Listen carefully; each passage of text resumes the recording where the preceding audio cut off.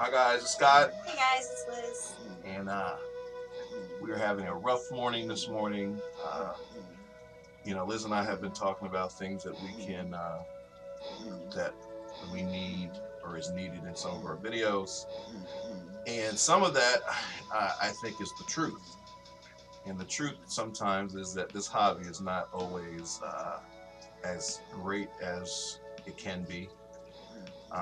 Sometimes you and I get in fights, and Yeah.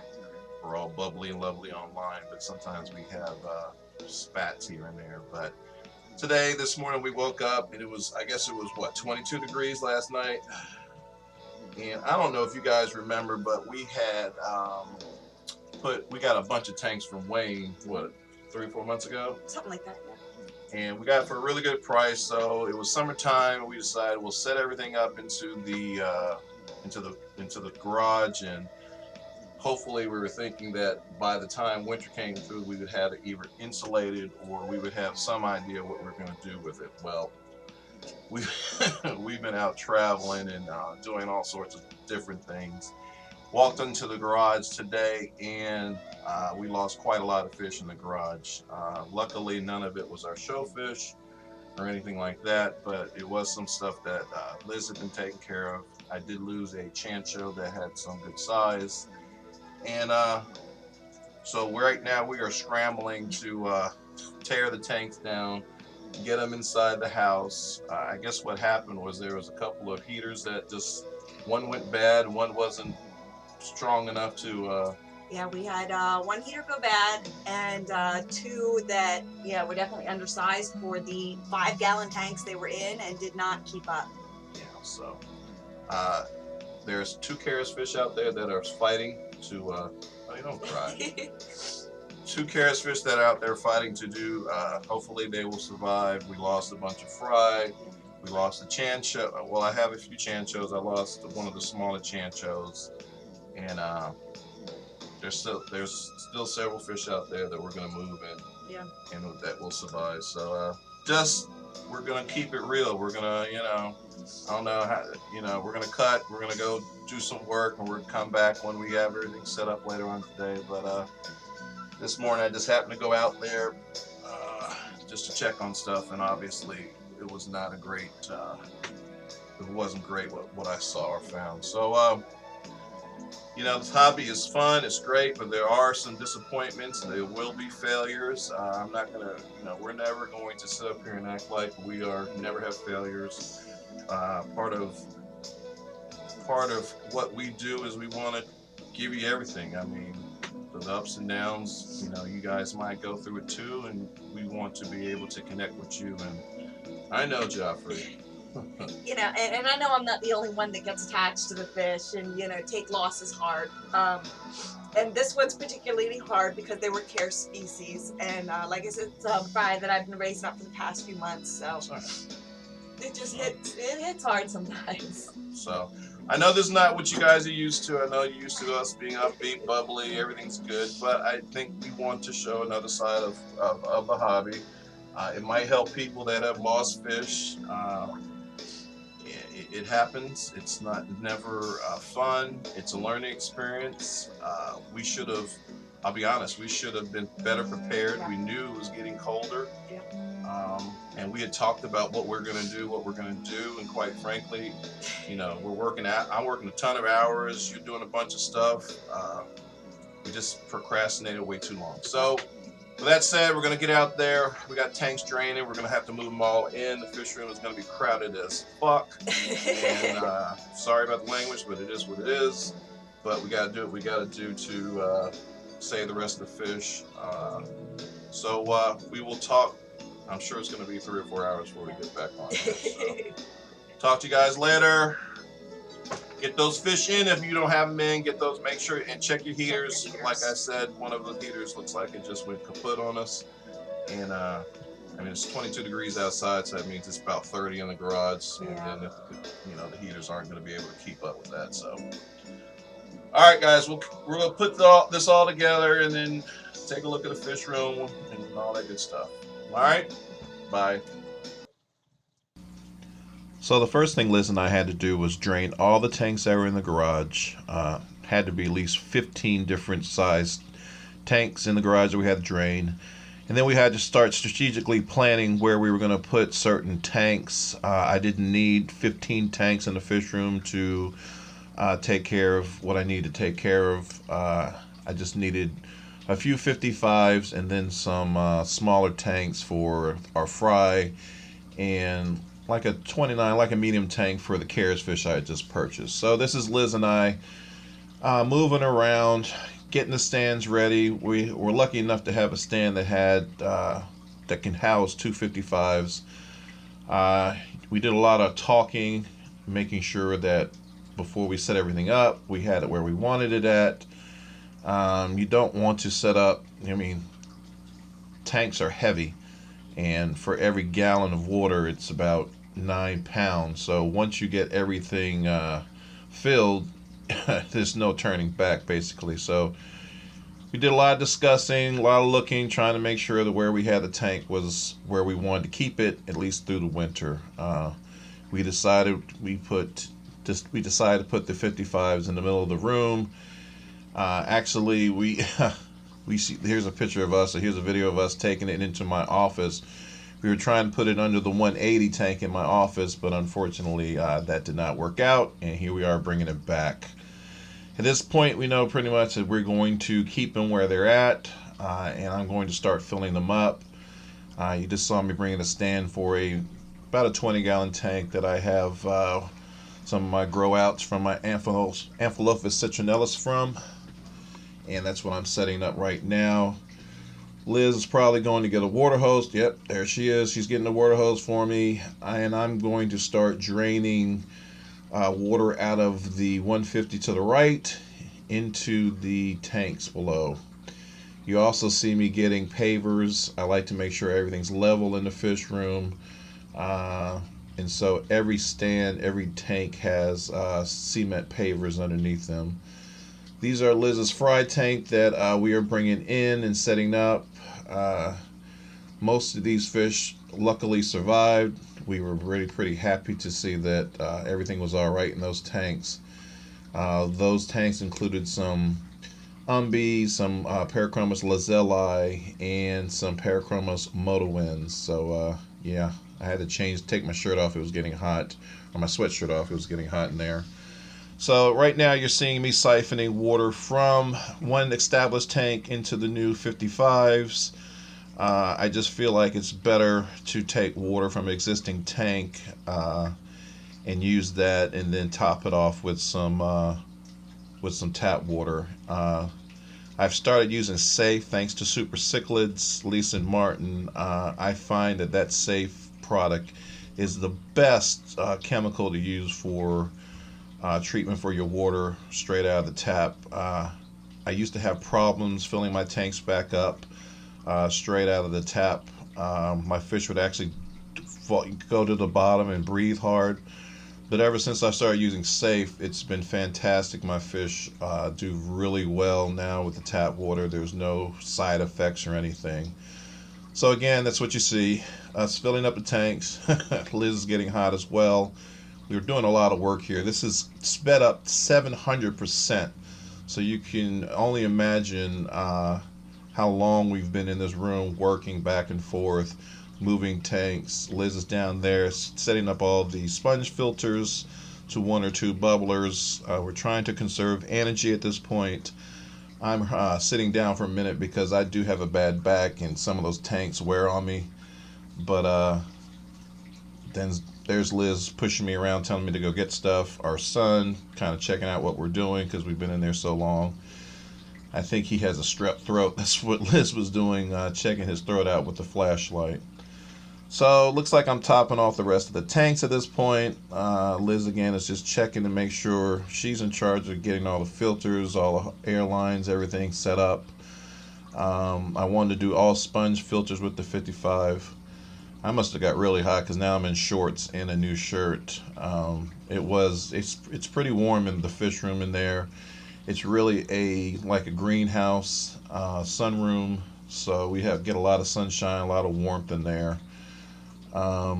So at this point, I am actually, all the tanks are set up, and I am actually moving some of my larger fish, my Amphilophus and Amarillo, into this 55. I hate to put him in there because he's used to having a large tank, but at this point, he had to go in there. He does not work well with others.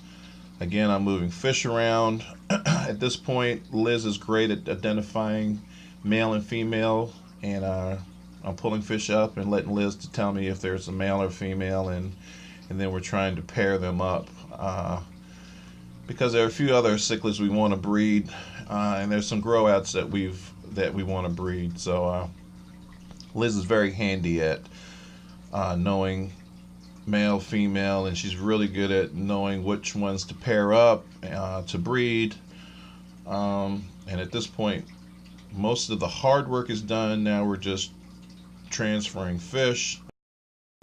What a long day it was. That's Scott. Hey guys, it's Liz. King Queen Cichlids. I guess it's what, 4 or 5 hours since this morning's video that we shot. Right before we did all the tank moving. Is that correct? Yes.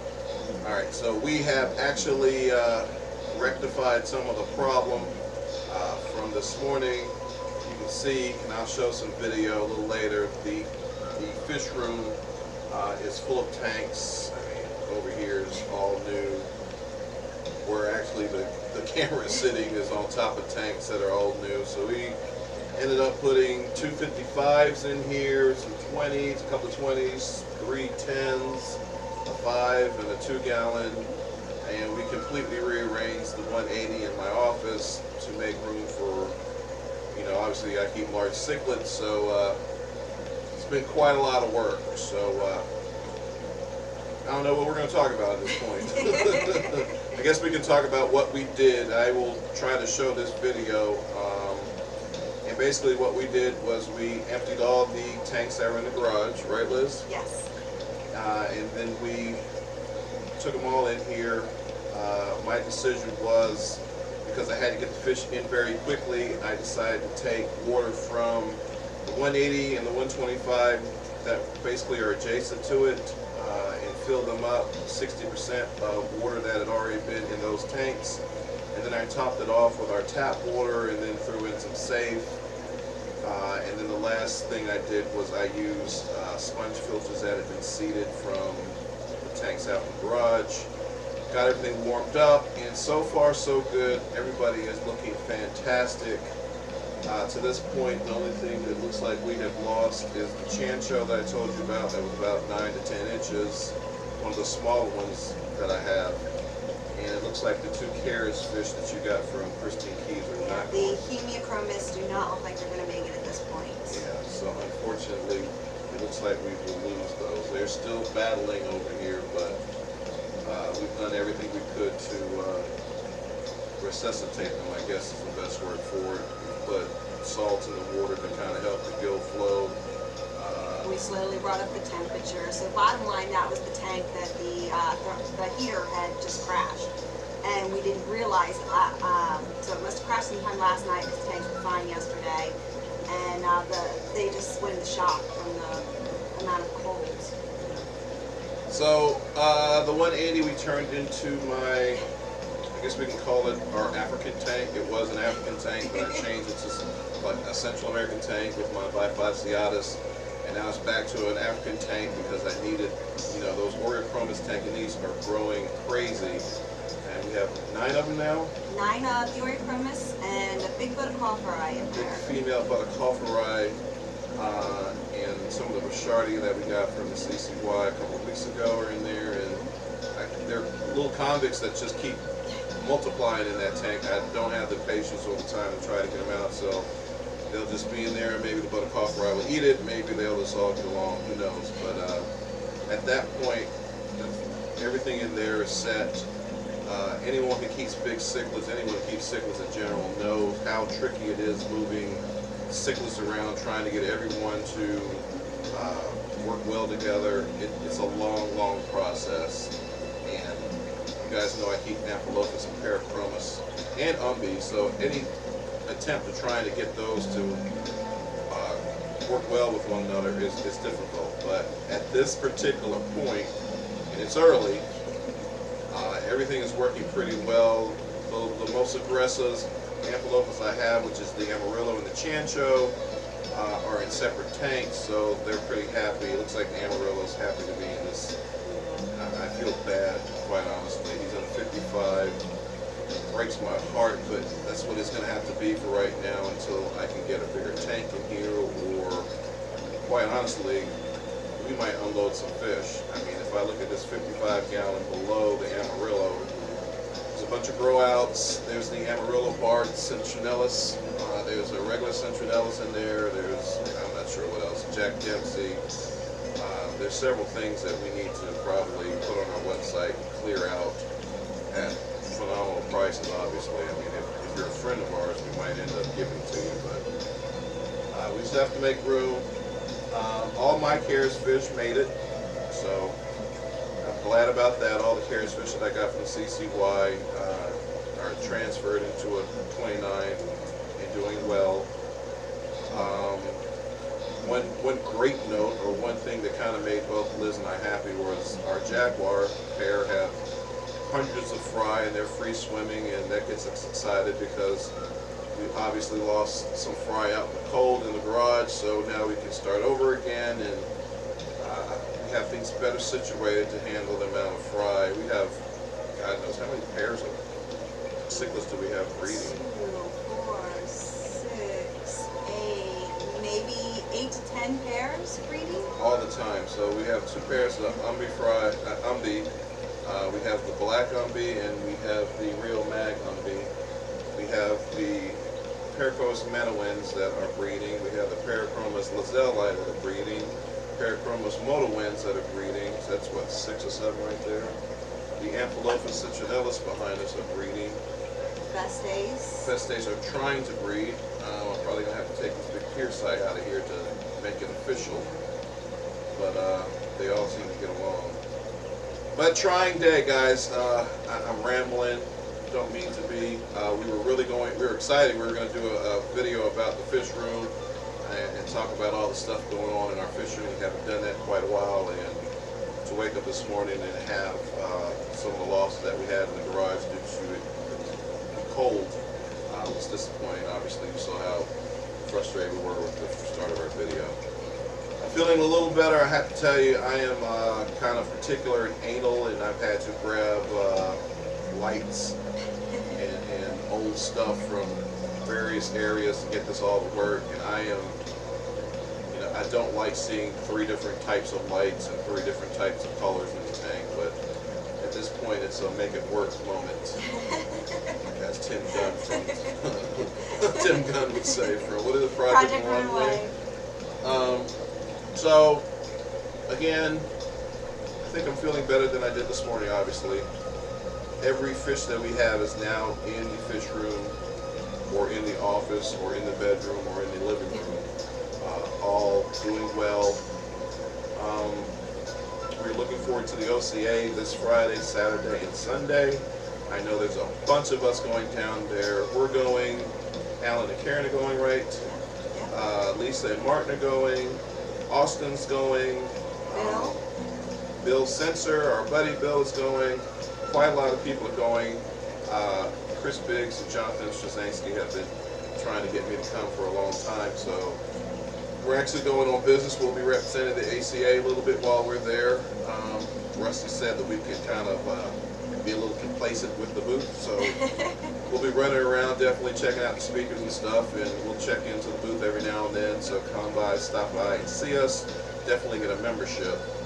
And then I think later on Friday night or Saturday, all of us, Jason D, Jersey Joe is going to be there. I think we're all going to go see Justice League, which is going to be great.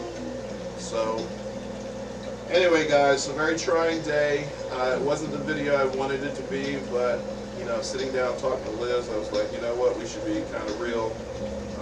Losses happen, mistakes happen.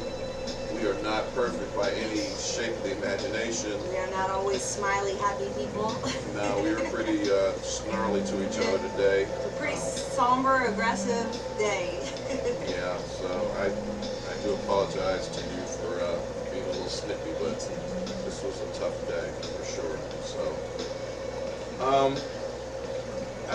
I kind of wish we were live, but just to take questions. But again, basically what we did was what do we think we did? Like 300 gallons worth of water between everything we moved in, added. You know, we've done quite a lot. We basically, last night we did all the water changes, and today basically was like doing it all over again. Yeah, we thought we were going to be just, moving a few things around and getting the garage cleared out. It ended up to be an entire do-over day. Yeah, so I feel good about everything at this point. I hate, you guys, some of you have been to our fish room, and I love it when it's open and you can just come in and enjoy, and you have plenty of room. At this point right now, it's pretty cluttered, but I gotta look at the positives. Not everyone has a fish room. Not everyone has some of the amazing fish that we have, amazing cichlids. Quite honestly, it could have been a lot worse based on how cold it got last night, but we have survived, got everything up and going, and we're not looking for any pity or anyone to feel bad for us. Like we said early on, it was our fault. We should have planned better. We should have been ready for it. We've been talking about it. We just didn't get it done. So, learning lesson for us for sure, and hopefully you guys will learn from us. I don't even know. I guess our plan will be to insulate that garage before we do anything else moving forward. Yeah, moving forward. We want to insulate the garage, and the other thing we want to do is get cement floors in here, correct? Yeah, because if we got the cement floors in here, we could do double 150s on our tanks and really move up the space that we actually have, and we may not need to do the garage next year if we do that. Right. It would be nice if we could double stack these 150s.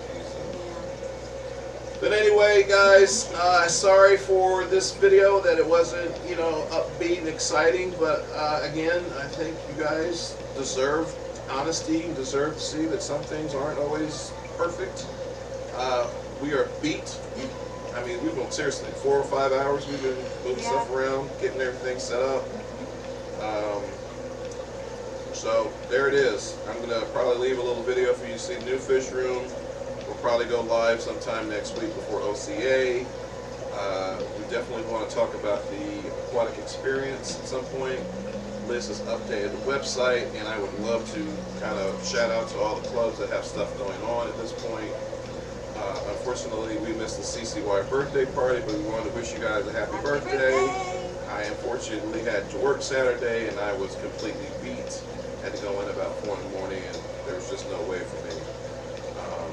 And Liz is ride or die. She wanted to make sure I was good to go, so I appreciate her staying with me. Other than that, I guess that's about it. Do you have anything, sweetheart? No, not right now. All right, guys. We will cheer up, I promise you. It's just always tough to have some losses, especially Cares fish. That's really tough, especially since we are part of the Cares team. But we will rebound, and we will do better, and we will get better. All right? This is Scott. And Liz. Have a great rest of your weekend, and have a great coming week. Talk to you guys later. Bye-bye.